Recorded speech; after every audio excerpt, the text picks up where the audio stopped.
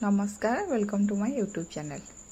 आज आम माछ तरकारी गोटे बनवा यार बनवार प्रोसेसटा टी अलग प्रकार आ टेस्ट टे आम जो नॉर्मली जो माछ तरकारी बनाऊ ताठू टी अलग अच्छी। गरम भात सहित एमती माछ तरकारी बहुत बढ़िया लगे। देखिपे यार टेक्सचर लुक आउ ता कलर केते बढ़िया आसी। तो चलतु एमती डिलीशियस माछ तरकारी आज बनवा से मुझे नहीं माछ 750 ग्राम जेकोसी बड़ माछ को आप एमती काटिक नहीं पारे। ये मुझे रोही माछ नहीं इथिरे दबा आधा चामच लुण, आधा चामच दबा हलदी, 2 ରୁ 3 बड़ चामच दबा सोरिष तेल। ये मुझे नहीं फाड़े लेंबू को चुपुड़ी दबा आ माछ को भल भाव यही मसला सहित मिसई दबा जमती माछर आमर जो आइंसिया स्मेलटा माछर बाहर जीव। माछ को भल भाव गोल 10 ରୁ 15 मिनिट पर्यंत ताकू रेस्ट करने छाड़ीदबा। एपटे माछ बनवाई गोटे मसला बनवा माछपाई ये गोटे मु जगह नहीं जाइए। एथिरे नबा गोटे बड़ चामच सोरिष, गोटे चामच रू टिके कम एठी नहीं मु धला सोरिष, आधा चामच नबा जीरा, गोटे बड़ चामच एठी मु नहीं गोटा धनिया,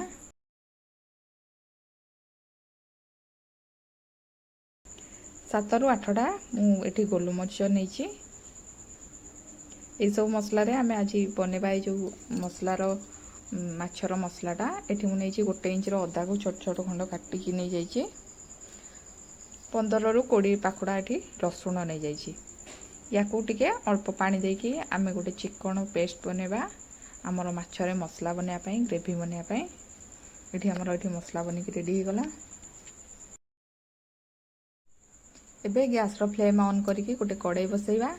कड़ाई रे आमे माछ छाणिया पई 4 ରୁ 5 टेबल स्पून आमे नबा सोरिष तेल, 1/4 टीस्पून नहीं मेथी दाना यार माछरे बहुत बढ़िया फ्लेवर दब। आम जो माछ को मैरिनेट करके रखी ताकू एबे आमे माछ को छाणीदबा। सोरिष तेल को हाई फ्लेम रे गरम करेंगे, तापर गैस रो फ्लेम मीडियम करके आमे माछ को पकेवा। माछ बेसी कड़ा करके भाजवानी, गोटे साइड को 2-3 मिनिट पर्यंत भाजवा। पुणी माछ को लेउटेकी आरपट साइड को 2 ରୁ 3 मिनिट पर्यंत भाजवा। बेसी कड़ा करके आमे माछ भाजवानी। गोटे साइड आमर माछ हो गलानी, आमे तार साइड चेंज करदवा।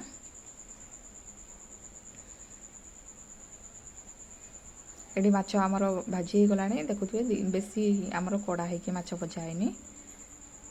एतिकी ही माछ को कड़ा करिवे, बेसी कड़ा करिवेनी नले माछ आमर तरकारी टाण हबो।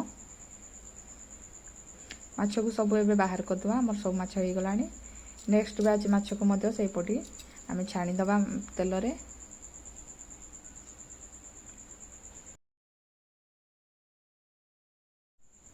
माछ को बेसी कड़ा करके भाजिले माछ तरकारी टिके टाण लगे। जदि टिके आमे हल्का एमती माछ को बेसी कड़ा करवानी ताले माछर टिके सॉफ्ट रहिबो आमर तरकारी रे। नेक्स्ट बैच माछ भी आमर हो गलानी, ताकू मध्य आमे बाहर करदबा। एबे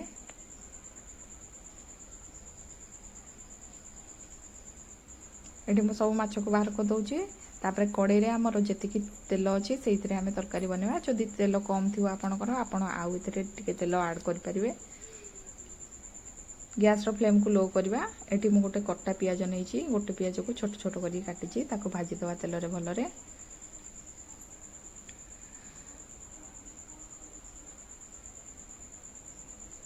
पियाज आमर एठी देखिथिबे भाजी हो गलानी। गैस रो फ्लेम को आमे लो कर दवा। तापर एथिरे पकेवा आधा चामच हळदी गुंड, आधा छोट चामच दबा लंका गुंड आ गोटे बड़ चामच दबा काश्मीरी लंका गुंड। लंका गुंड हल्दी गुंड को पियाज संगे भलरे भाजी दबा। तापरे आमे जो मसला बनैथिले माछ पई एथिरे दे दबा। पियाज रे लंका गुंड देले आमर तरकारी रो कलर बहुत बढ़िया आसीबो। मसला को तेल रे भल भाबरे कसी दबा। एबे एथिरे गोटे चामच दबा आमे कसूरी मेथी, हाथ रे हल्का क्रश करके कसूरी मेथी दे दबा। कसूरी मेथी रो फ्लेवर पूरा माछ तरकारी रे बहुत बढ़िया आसीबो। एटा टिके आम नॉर्मली माछ बेसर ठारू टिके तरकारीटा टिके डिफरेंट रहिबो। मसला रे 2-3 चामच एबे पानी दे देइची।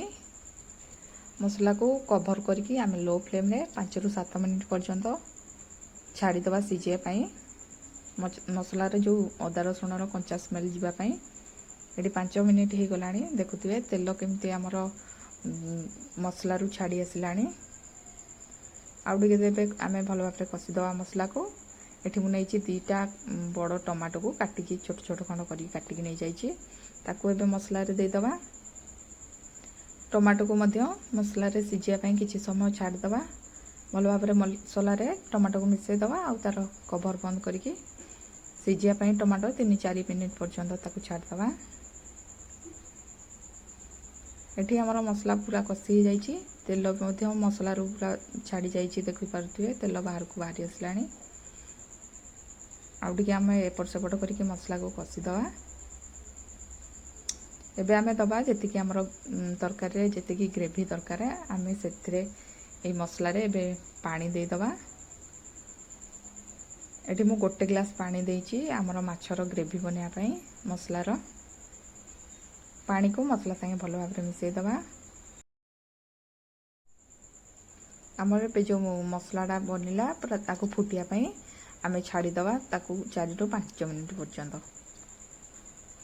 ये मसला आमर फुटवा स्टार्ट हो गला झोल जोटा आमर माछर ग्रेवी माछरे केते आपण झोल रखिबे से अनुसार ये पानी कम बेसी आपण करि परिबे। झोल बढ़िया से फुटी गला एबे आमे दबा एथिरे स्वाद अनुसार लुण जेतिकी आमर तरकारी लुण दरकार आमे एबे देई दबा सिथिरे लुण को भल भाव झोल रे मिसई दबा। तापरे आमे जो माछ छाणी की रखिथिले एबे आ ऊपर देई दबा। गैस रो फ्लेम को मीडियम रखिबा। एठी सब माछ मु पके देइछि झोल रे।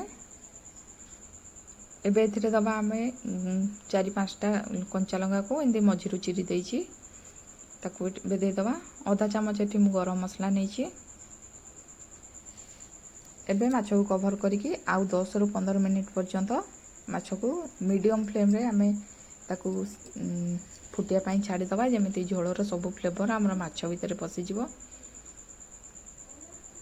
एबे 10 मिनिट हो जाइए आमर तरकारी बिल्कुल रेडी हो जाइए। एबे आम एथिरे दबा किछि कटा धनिया पत्र आउ गैस रो फ्लेम को ऑफ करवा ताकू संगे संगे सर्व करवानी आम ताकू 10-15 मिनिट पर सर्व करवा। टिके समय आम घोड़े दवा 15 मिनिट पर देखु माछर लुक केते बढ़िया आसी तार कलर टेक्सचर आउ लुक मध्य केते बढ़िया देखा गरम भात सहित ये माछ मसला बहुत बढ़िया लगे। निश्चय थरे आपण एमिति माछ तरकारी घरे ट्राए करंतु। जदि भी आज ये माछ रेसिपी आपन को पसंद आसे तो वीडियो को लाइक और शेयर कर देबे। जदि मो वीडियो नुआ देखुछन्ते प्लीज सब्सक्राइब कर देबे। पुणी देखा गोटे नुआ वीडियो रे। नमस्कार।